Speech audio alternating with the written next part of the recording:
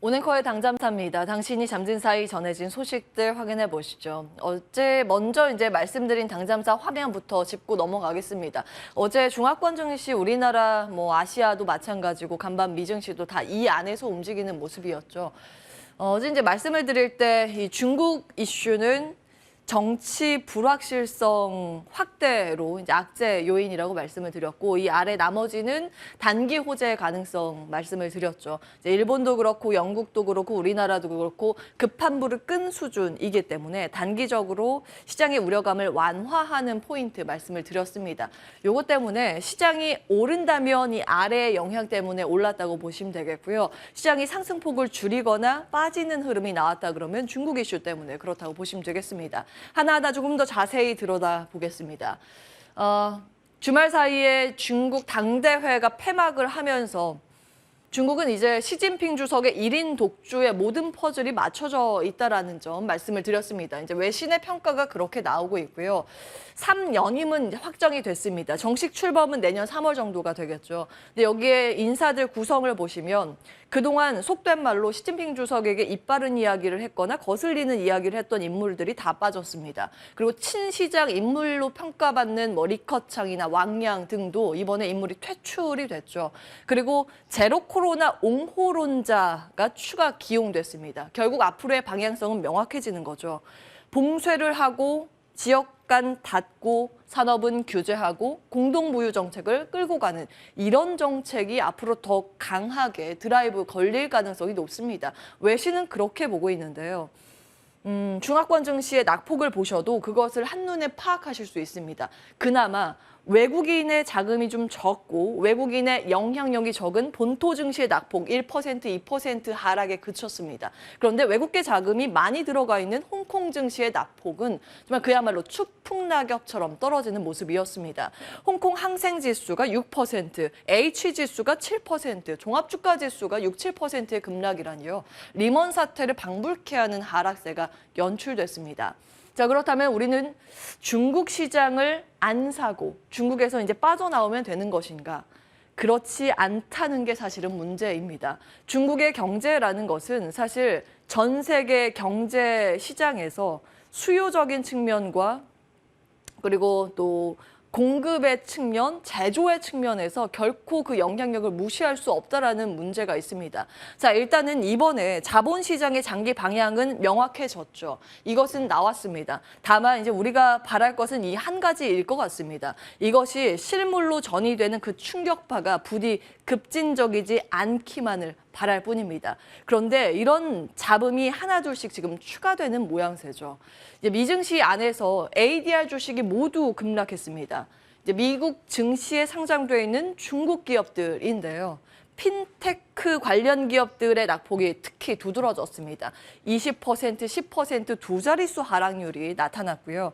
그리고 중국의 수요에 대한 우려감으로 중국 안에서 시장에서 잘 안 팔릴까라는 우려감으로 스타벅스 급락했고 라스베이거스 샌즈 등의 이런 카지노 관련 기업들도 동반해서 급락하는 모습을 보였습니다. 나비 효과죠. 중국에 대한 우려감이 여러 가지 맞물려 있는 포인트는 우리 마음 한켠에는 계속 염두에 두셔야겠습니다.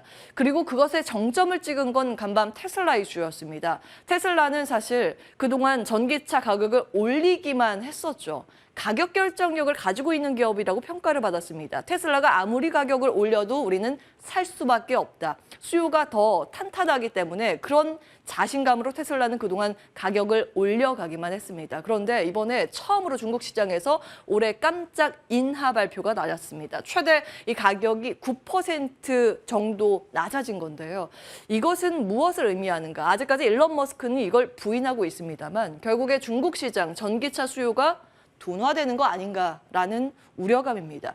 중국에 대한 판매가 위축되지 않을까라는 우려가 근본적인 모습이었습니다. 테슬라가 이로 인해서 장중에 7% 넘게 급락하기도 했습니다. 그나마 다행인 건 미국 시장에서 아직까지 미국의 빅테크 기업 등 실적이 예상보다 잘 나오고 있습니다. 실적에 대한 기대감으로 빠르게 낙폭을 축소했다라는 점은 그나마 안도감을 일으키는 내용이었는데요. 하지만 중국 내에, 그러니까 미국 내에 상장돼 있는 중국의 전기차 기업들은 그야말로 우수수 떨어지는 뒷걸음질 치는 모습이 역력하게 드러났습니다. 어제 우리 시장 전반적으로 나쁘진 않았지만 현대차나 기아가 시장 분위기에 동참하지 못하고 홀로 유독 약한 모습을 보인 여러 가지 이유 중에 하나가 또 중국에 대한 우려감이지 않을까라는 점도 고민을 해보셔야겠습니다. 자, 간만 마감된 미증시 보겠습니다. 앞서 이제 말씀드린 중국에 대한 우려감으로 장중에 하락세가 연출되기도 했습니다. 특히 3대 지수 가운데 중국의 상장 비중이 가장 높은 쪽이 나스닥 지수입니다. 그래서 나스닥 지수의 낙폭이 장중에 크게 나왔고요. 상승하더라도 종가 기준으로 상승폭이 3대 지수 가운데 가장 적었습니다. 그나마 요즘 실적 발표되는 족족 그래도 생각보다 괜찮다라는 이 실적에 대한 기대감이 남아 있습니다. 다우지수와 S&P 500 지수는 모두 1% 이상의 상승권을 유지하면서 마무리가 됐습니다. 영국 이슈도 이제 영향을 미쳤는데요. 어제 말씀을 드린 내용인데 차기 영국 총리로 리사 수넥이 이제 선출이 됐습니다.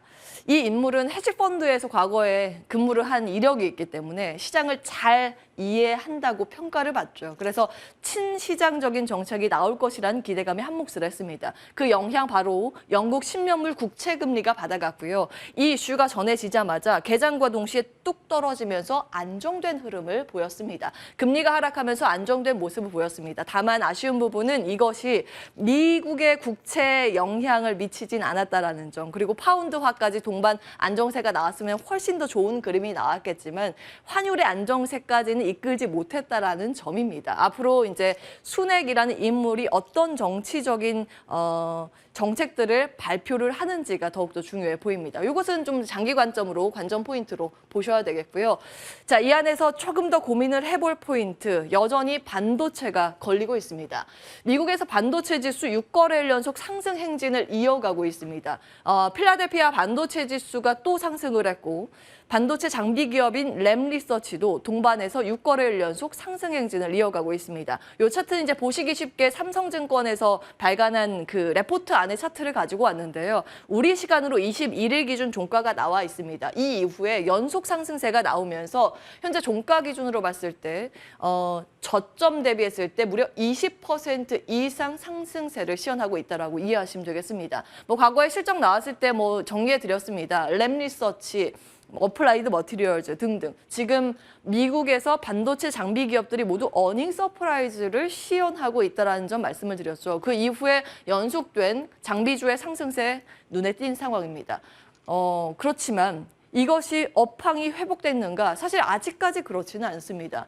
그 전에 이미 실적에 대한 기대치를 뚝 떨어뜨려 놨기 때문에 이거보다는 나은 실적, 예상했던 것보다 나은 실적이라는 게 하나의 중요한 포인트입니다.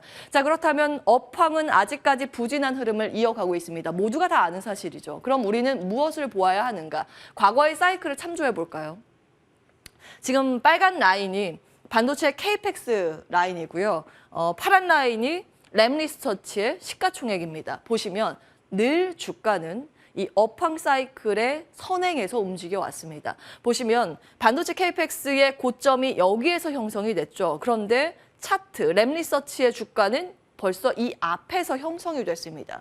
그리고 케이펙스의 이 사이클상 하단은 여기에서 형성됐는데 주가는 이미 여기에서 하락을 그려갔습니다. 그러니까 업황이 돌아서기 훨씬 전부터 주가는 이미 반등을 시작했다라고 이해하시면 됩니다. 이번에 마찬가지의 사이클에 대한 기대감으로 우리나라에도 그리고 미국에도 이 수요가 올라가고 있다라고 이해를 하시면 되겠는데요. 지금 케이펙스의 사이클은 아직 하강 국면에 있습니다만 주가는 여기에서 어느 정도 돌려 올라갈 것에 대한 기대감이 선반영되면서 이 부근에서 저가 매수세가 유입이 되고 있는 상황입니다. 이것은 우리나라도 이제 마찬가지의 패턴을 보이고 있는데요. 코스피 안에서 외국인들이 최근 삼성전자나 SK하이닉스를 꾸준히 사고 있다는 점 지속적으로 말씀을 드리고 있습니다. 코스피에서는 외국인의 수익률이 월등히 높습니다. 다만 코스닥 시장에서는 기관의 수익률이 늘 외국인의 수익률을 앞서왔습니다. 그 이유는 명확하겠죠. 중소기업에 대한 분석과 정보에 대한 접근성이 외국인보다 우리나라 기관이 더 뛰어나기 때문입니다. 그래서 오늘은 기관의 코스닥 순매수 상위 종목을 좀 가지고 왔는데요. 이틀분의 내용입니다. 보시면 딱 양분돼서 외국인들이 우리 코스닥 시장의 종목을 사고 있다는 것을 한눈에 파악하실 수 있습니다. 2차 전지 관련주, 소재 부품단을 외국인들이 담아가고 그리고 또 한켠에는 지속적으로 반도체 장비 기업을 담아가고 있습니다. 전전거래일에 원익 IPS, HPSP, 이녹스 첨단 소재 원익 QNC를 담았는가 하면 어제는 동진세미캠이나 심텍, DDR5 관련주들을 담아가는 모습, 리노공업, 원익 IPS를 담아가는 모습 체크해 보실 수 있습니다. 그리고 지난주 수요일에 파크 시스템즈를 말씀드린 바 있는데요. 실적이 굉장히 잘 나왔다고 소개해드렸습니다. 반도체 장비 기업인데 요즘 우리나라 안에서도 실적이 차별화된 이 좋은 실적을 나타내는 기업들에 눈여겨볼 필요가 있다라는 체크포인트 말씀을 드렸는데 어제 외국인과 기관의 동반 순매수가 유입되면서 급등세를 보이기도 했습니다. 이제 반도체 사이클에 대해서 지금 업황 부진은 한켠에 이제 밑에 깔아주는 내용으로 이해를 하시고 그 이후에 우리는 무엇을 바라봐야 하는가를 체크해 보실 필요가 있습니다. 그것은 실적이 될 수도 있고 수급의 영향이 될 수도 있고요. 앞으로의 회복에 대한 그 가늠하는 가늠자가 될 수도 있겠습니다. 계속해서 눈여겨보시죠. 오늘 거의 당잠사였습니다.